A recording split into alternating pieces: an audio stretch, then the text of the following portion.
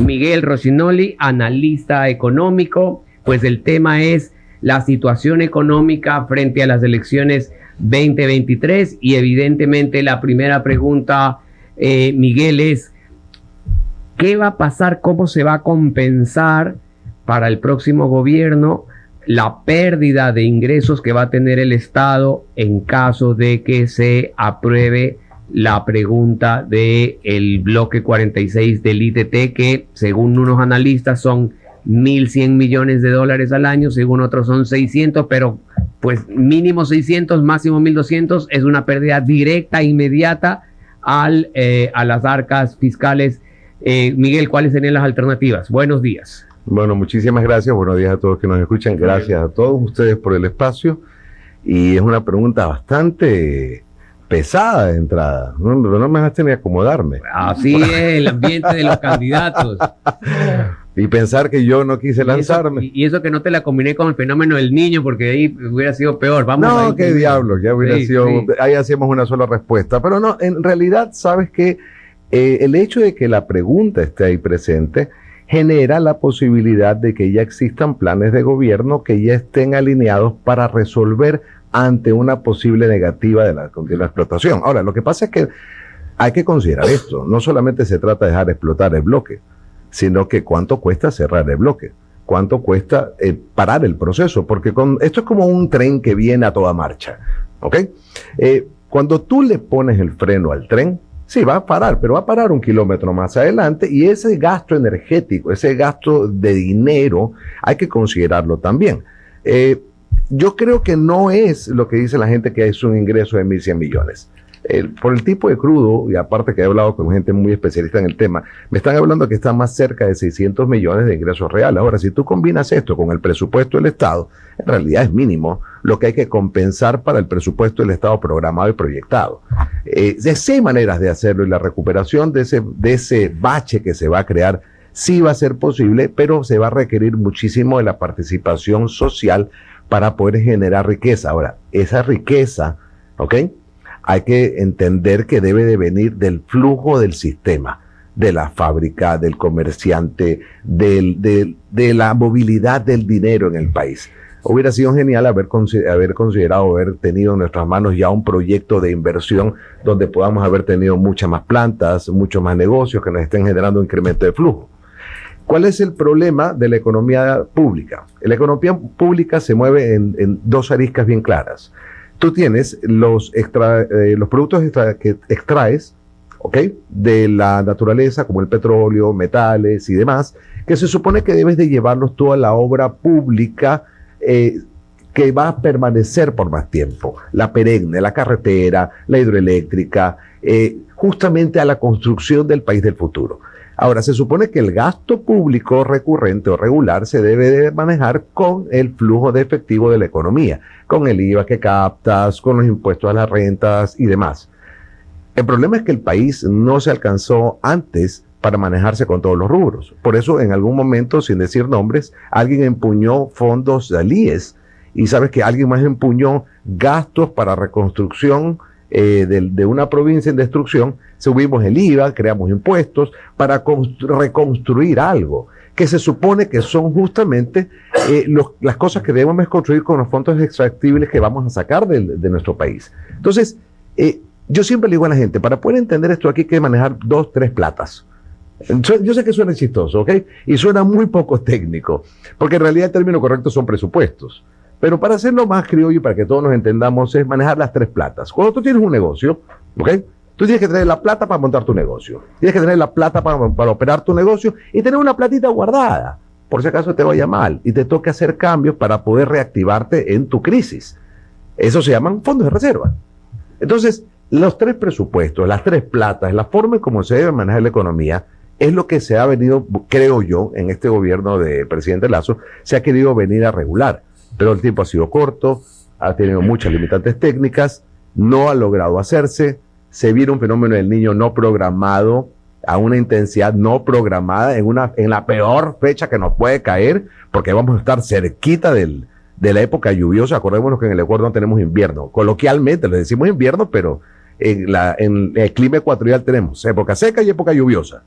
Entonces, Creo yo que hay maneras de hacerlo, pero va a depender muchísimo de la inversión pública al flujo del sistema para poder generar nuevos ingresos.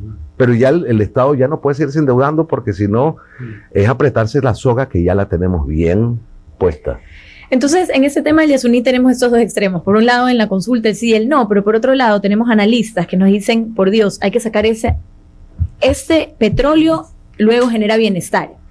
Y es el momento de hacerlo, ahora es cuando, porque más adelante ya van a ganar terreno y ganar cancha las energías renovables. Y por otro lado tenemos los ambientalistas que nos dicen, y me han parecido muy buenos algunos argumentos, que dicen el Ecuador no sé cuántos años ha sido petrolero y no sé cuántos años ha vivido en crisis, que es una palabra que oímos demasiado frecuentemente, y no hemos logrado ser millonarios, no hemos logrado ser ricos y no hemos logrado salir del tercer mundo. Entonces, ¿qué nos garantiza? Que ahora, explotando el Yasuní, sí nos vayamos a hacer ricos. Un poco esa es la postura de los ambientalistas, que están en contra de las otras personas que dicen saquémoslo porque eso genera bienestar, pero no vemos en realidad ese bienestar. Entonces, ¿qué nos garantiza? Digamos que vaya a ganar, no sé, pues que se extraiga el Yasuní, que esta vez sí nos va a funcionar, o esta vez sí va a haber, eso va a generar bienestar.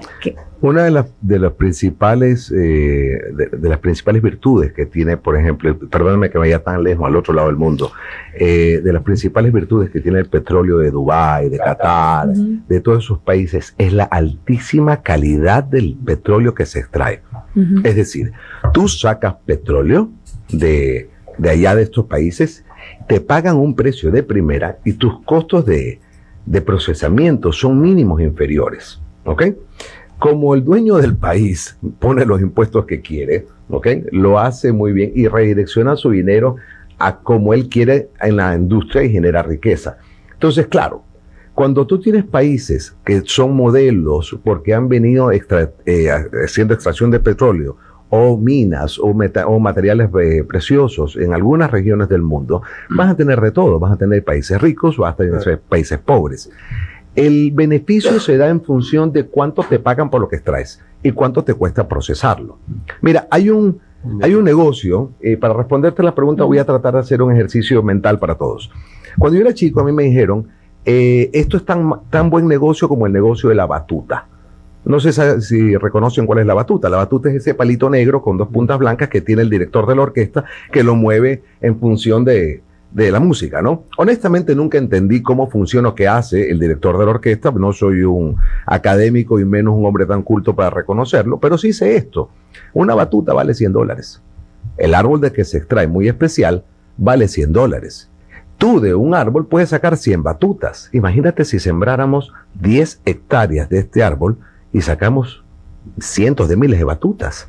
Es un buen negocio aparentemente. El problema es a quién le vas a vender la batuta, pues. Tendrás que mandarle a robar ¿sabes qué? A 10,000 conductores de orquesta la batuta para poder luego volvérsela a vender. El problema es la traba o la restricción de entrada que te permite vender un producto y sacarle la mayor utilidad con rapidez a un producto. El Yasuní TT genera entiendo yo, que es un producto pesado, costoso de procesar, que deja una rentabilidad muy baja con respecto al costo de beneficio que le genera al medio ambiente y al país. Ahora, yo no estoy diciendo que no deba de extraerse, estoy diciendo que debe analizarse y, como lo dijiste desde el principio, siempre que haya un plan para poder cubrir ese déficit que se va a generar. ¿Okay? Ahora, la población es la que va a decir, no un departamento técnico. No vamos a llegar, jamás vamos a salir de la pobreza con 600 millones, o con 1.100 millones, o con 2.000 millones, no vamos a salir de la pobreza. Yo creo que también vale la pena ubicar en su real dimensión al Ecuador. Si bien es cierto, cuando nace la producción exportable petrolera en 1972, y ya en el 73, 74 formábamos parte de la OPEP, de la Organización de Países Exportadores, Productores de Petróleo. Nosotros nos calificamos como país petrolero, pero en realidad somos marginales en la producción petrolera. Somos un país con reservas muy bajas. Las reservas creo que son del orden de 4.800 millones de barriles. frente a reservas, para poner el parámetro que tiene Venezuela, de 250,000 millones de barriles. De hecho, solo para poner un ejemplo de qué es lo que somos frente a otros países. Entonces, yo pienso que ahí, cuando se hace esta calificación y se dice, no hemos sido ricos o no hemos logrado el bienestar, es que este es un componente, una parte de lo que se puede producir desde el ámbito privado y público en el ámbito petrolero, pero más bien hemos dejado de hacer las otras cosas. Acuérdate, un país agrícola que tenía que haberle metido mucho más impulso, ¿no? El mismo ejercicio tuvimos cuando nosotros comenzamos a producir cacao y descubrimos que la grasa de cacao podía reemplazar, en esto estamos hablando de 1800, 1900, tengo mal los números ahora, donde pudimos reemplazar con grasa de cacao la grasa de ballenas, que se utilizaba justamente para candelabros y la iluminación de las ciudades para esa era. Entonces, podemos seguir yendo más atrás. Hemos tenido oportunidades, por eso existe la época del gran cacao. Claro.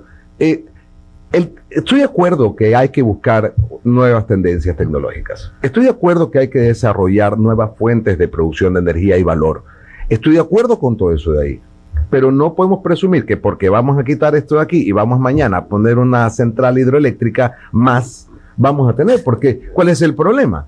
Tú puedes montar 20 hidroeléctricas más, pero ¿cómo conduces esa energía eléctrica a los demás? Ok, somos Nikola Tesla para poder estar creando radiofrecuencias invisibles y nuevas tecnologías cuando ni siquiera podemos tirar bien un cable. Entonces, no estoy diciendo que seamos incapaces, estoy diciendo que el aparato que está instalado para la generación de estos procesos no es el apropiado a la fecha. Y vamos a tocar ver qué nos pasa, pero ya te digo, para poder suplir esto, no se trata de extracción, no se trata de extractivismo, no se trata de producción solamente de nuevas tecnologías, no, se trata de movilidad económica. Donde hay plata, la gente se mueve, donde hay intercambio de bienes, se mueven impuestos. O sea, no es lo mismo mover $100,000 al 12% del IVA para captarlo, para generar o cubrir tu gasto de flujo de caja como gobierno, que mover $1,000,000 ganándote el 5%, pues. Miguel, bienvenido una vez más acá a Radio Centro. Una consulta. En una publicación, el Diario Expreso hace mención a 3 grandes problemas que ha venido pasando el país, y es el precio de la baja del petróleo, la baja producción y el alto riesgo país. El alto riesgo país impide que el Ecuador pueda acceder a créditos externos y obviamente que venga la inversión. Y escuchaba al ministro de Economía hablar de que al día de hoy, aparentemente ya solamente con la baja del precio del petróleo, ya este año tenemos $1,000 millones en contra, solamente por ese diferencial del petróleo. Y si esto le suma lo que dice Fernando y Carlos del tema de la no explotación del Yasuní, pues van a ser 55,000 barriles diarios menos. Pero apartándonos de esa parte petrolera, ¿no? Yo te hablo ya desde el punto de vista de tu experiencia como economista, es el próximo gobierno, y eso es algo que le sugeriría a Carlos, me imagino que Carlos lo está abordando en sus entrevistas en Centro Político, y es el próximo gobierno va a subir un gobierno absolutamente endeudado, con 5,000 millones de déficit fiscal probablemente. El gobierno habla de 2,000, pero como están las cosas y con el precio del petróleo va a ser mucho más. Ahorita está llegando plata de 200, 300 millones por el tema del fenómeno del Niño. Nos están ayudando los créditos multilaterales que sí te dan para ese tipo de cosas, pero debe estar absolutamente destinado no a gasto corriente. Entonces, ¿cómo ves ya en cara al nuevo gobierno? Olvidémonos del tema del petróleo que está abajo, que si sale o no sale. Hoy tenemos una realidad, una radiografía de un déficit fiscal que al que le llega le va a reventar en la cara, y sobre esto, como tú mismo ya nos dijiste, se viene un fenómeno del Niño que probablemente tenga consecuencias dantescas. ¿Qué se hace desde el punto de vista de la economía? ¿Qué le sugieres tú a los candidatos presidenciales frente a esta situación que no es inventada, que está en los números del Banco Central y que son públicos? O sea, no es que yo me estoy inventando las cifras, es algo que se puede ver diariamente, y tú lo sabes, lo puedes ver diariamente en las estadísticas estatales. Bueno, escribí aquí en letras bien grandes para no olvidarme: no gasto público de flujo. ¿Ok? No estoy diciendo que no haya inversión pública. Hay que bajar de peso a la estructura, al aparato administrativo del Estado. ¿Ok? Estoy hablando del gobierno. Estado no es igual a gobierno. ¿Ok? Y eso es lo que hay que tener claro. La nueva persona que llegue, cualquiera que fuere, tiene que tener clarísima la película. Primero, no va a poder seguir con este número de personas trabajando para el Estado, inflando el gasto. el gasto de flujo me refiero, ¿ok? Tiene que hacer proyecciones con libertad para poder desarrollar la obra pública. Y voy a explicarlo un poquito mejor. La gente vive hablando mal del Fondo Monetario Internacional, vive hablando mal del Banco Mundial, particularmente los que no les gusta o los que no lo entienden. Es que, ¿sabes qué pasa? Cuando tú tienes una casa que la has sacado con un crédito del Banco Juanito y el Banco Juanito viene y te dice, señor, usted no ha pagado las cuentas y te quiere quitar la casa, obviamente tú vas a hablar mal del Banco Juanito y de todos los bancos porque son unos perversos monstruos que te quieren destruir a ti y a tu familia. Es verdad, porque así te sientes. Y la verdad es la percepción del individuo, ¿ok? La verdad absoluta es la que tú, la que yo, la que cada uno percibe. Y esa es la verdad. Entonces, el nuevo gobierno que venga tiene que ser claro y tiene que ser honesto porque él no tiene una verdad. El nuevo gobernante que llegue tiene la verdad de los ecuatorianos, una realidad que le acabas de mencionar muy bien. El ministro de Economía sabe muy bien, este ministro de Economía sabe muy bien lo de las tres platas. Nunca se lo escuché decir a él, estoy seguro que él utiliza términos mucho más bonitos, pero él entiende los conceptos de los presupuestos y a dónde debe ir el dinero. Y eso ha sido parte de la causa por la que no se ha dado mayor gasto público, por ejemplo, en salud, mayor gasto público en educación, quizá así no se lo percibe, pero también responde a que no ha habido gasto en obra pública perenne, ¿sabe qué? De largo plazo de proyección, porque no ha dado los números. Han sido, desde el punto de vista de la economía, bastante responsables. Desde el punto de vista político, le quedan debiendo muchísimo al país. Pero sacrificaron el costo político que tenían justamente para poder dejarnos un país meramente sostenible. Nosotros vamos a seguir con un déficit, sí, pero porque nuestro presupuesto es grande. Y el presupuesto es grande porque la necesidad es grande. Y la necesidad es grande porque tenemos un Estado muy grande para trabajar en función de lo que se ha venido haciendo por años anteriores. Entonces, el nuevo gobernante que venga con responsabilidad tendrá que acudir a tipos centrales como Fondo Monetario Internacional, Banco Mundial, para negociar tasas con el 2, 3.5%, no endeudarse con países o con economías privadas o acuerdos entre privados al 7, 8, 5, 10%, de paso que te vienen con consideraciones técnicas, porque, oye, si yo te presto la plata, contrata a mi hermano, pues, para que haga la represa. Si yo te presto la plata, contrata a mi primo para que te haga los carros. Entonces, y cuando te vendan los carros, oye, te voy a poner una barbaridad de gastos y costos, pues. Alguna ocasión yo escuché, no voy a decir el nombre por respeto, porque no creo que es el momento, un candidato a alcalde decía, yo no robo, y llegó a ser alcalde, yo no robo, pero cuando tú hagas la obra pública, hermano, anda, compra allá, los materiales. Cuando tú compres las luces, te vas allá a comprar las luces. Cuando tú compres los cuadernos, allá a comprar los cuadernos. ¿Y de quién era? Del primo, del pariente, del cuñado, del ñaño. Entonces sabes que no había ilegalidad técnica. Eso es lo que pasa cuando le pides plata a alguien, que te la dé sin ningún miramiento. Toma la plata, tú haz lo que tú quieras, gástatela como tú quieras, ¿sabes qué? Pero contrata a mi familia. Y esta familia te viene a poner el precio que le dé la gana. Eso es lo que le pasó al país. Ese es el costo oculto que realmente nos golpeó. Y hay que recordar que el ministro Simón Cueva tuvo esa política de austeridad y que luego, cuando entró el nuevo ministro Pablo Arosemena, él dijo, ahora sí viene el gasto social. Es indudable que ha habido algo más, pero no contaba con el déficit y la baja de petróleo. Gravísimo problema. A lo mejor la intención era esa, poner la casa en orden. Salió el ministro y viene ahora sí la inversión social, pero nos encontramos con estas dificultades. 30 días después de que el ministro Arosemena se monta, el precio del petróleo cae. Así es. Sigue cayendo. Y baja la producción también. Ahora, baja la producción como una medida correctiva de la baja de petróleo, porque si tú no bajas la capacidad productiva, si tú no recortas muchísimo del tema, ¿ok? Tu pérdida va a ser mayor, pues. Entonces tienes que minimizar tus pérdidas. ¿Sabes qué? Con altos costos de producción, es indudable. Exacto. Ahora, solamente quiero hacer referencia a algo muy importante. Decía, ¿cómo reducimos el gobierno? No es lo mismo que el Estado, decía, ¿no? ¿Cómo reducimos el gasto de la política del gobierno? Pero yo creo que sí hay que aclarar que el gobierno y el Estado como tal igual son obesos. No solo el gobierno, el Estado, y el Estado son los otros poderes del Estado y tantas oficinas que tienen que ver con los otros poderes, como reitero. me da la impresión de que el Ecuador tiene que reducir en todos los órdenes ese gasto público. Dame el ejercicio donde el Estado debe reducir el espacio, de reducir tamaño.